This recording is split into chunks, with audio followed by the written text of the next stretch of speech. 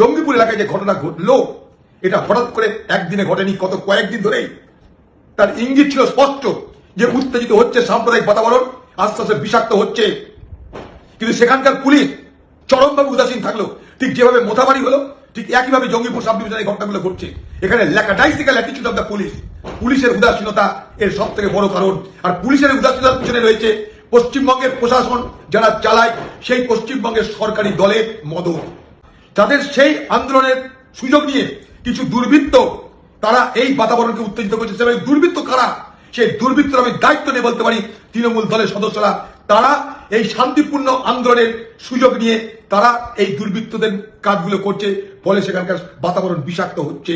আজকে তাই কেন্দ্রীয় বাহিনী যাওয়া মানে প্রথম উচিত পশ্চিমবঙ্গের মুখ্যমন্ত্রীর পদত্যাগ করা। আপনার ব্যর্থতা প্রমাণ হয়ে গেল, আপনার পুলিশের ব্যর্থতা প্রমাণ হয়ে গেল। আপনি আরজি করেই করেছেন, শিক্ষকদের নিয়ে তাই করেছেন। আজ পশ্চিমবঙ্গের সমাজের যে শান্তিপূর্ণ বাতাবরণ ছিল, সাম্প্রদায়িক সম্প্রীতি ছিল, সেখানেও আপনি ব্যর্থ হয়েছেন। এর লজ্জা নিয়ে, এই অপদার্থতা নিয়ে, আপনার দায়িত্ব কাঁধে নিয়ে যদি এতটুকু আপনার নৈতিকতা থাকে, পদত্যাগ করুন মমতা ব্যানার্জি, পদত্যাগ করুন।